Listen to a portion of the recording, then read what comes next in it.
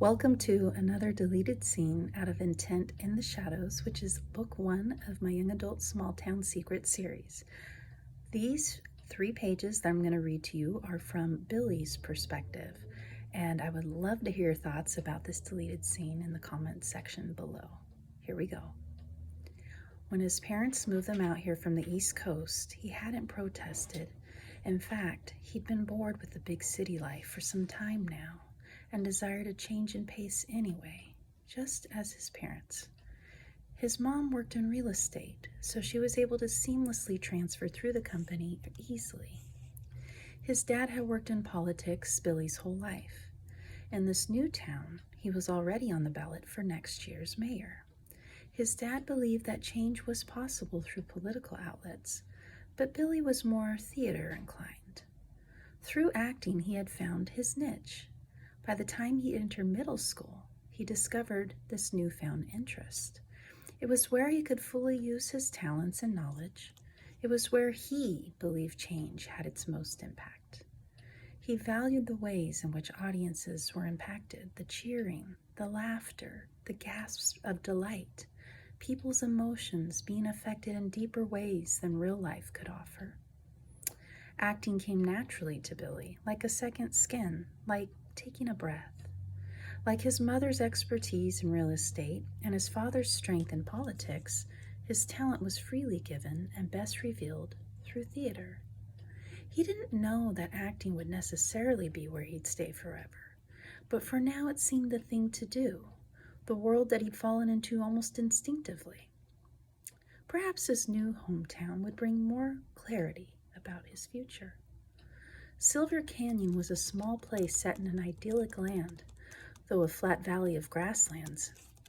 It was enclosed by mountain ranges and ran parallel to a coastal sage scrub, giving the outlining of the town an emerald carpet appearance. Running inland from the Pacific patterns were dominated by cooler temperatures and less dry hot weather than Southern California. Canyon Beach was where the locals went, about half an hour south of town, but the beach interested him less than the miles of farmland and fields of wildflowers that surrounded Silver Canyon. The main wildflower was the baby blue eyes. Though its full bloom wasn't reached until the spring, its seeds planted during the fall season. The cool violet color attracted him, reminding him of the mystery of life. He'd always been drawn to mystery, whether in real life or in movies. Mystery was at the core of reality. Entering as a junior in a new school had its own spin of mystery. Having come from a highly populated city in New York to a low-key environment, he hadn't been quite sure what to expect. The movies set in small towns tended to contain stereotypes of simple living, simple in every way. Simple-minded citizens, simple way of living, not much to do, a place where everybody knew everybody. But Billy had found none of the stereotypes to be true. People in Silver Canyon were of an eclectic variety. His teachers were well-versed in their fields and full of passion. Even the grocery store clerks to the gas station attendants expressed an intellect beyond their skill sets. But what most appealed to him were the students at Silver Canyon High. Like him, they were teenagers eager to learn, excited about their future prospects. But unlike him, they didn't see the enigma that was life. Perhaps part of the stereotypes held true, and that the world could be explained away in simplistic terms. He'd noticed how so many of his peers found satisfaction in the local hangouts and venturing to the beach and hiking in the mountains, but they seemed to only observe the surfaces of these places. Billy, on the other hand, found that the world was rich in detail and imagery that begged to be understood. He saw such purpose in things that others might completely overlook.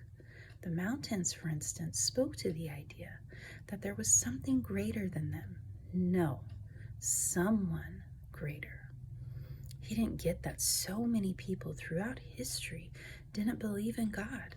How else could the existence of people, animals, plant life, everything be explained? When it came down to it, Whether people wanted to accept it or not, life itself proved that someone larger than one's own self was out there. There was a tremendous amount of meaning, uniqueness, and complexity in each person and nature for it to be otherwise.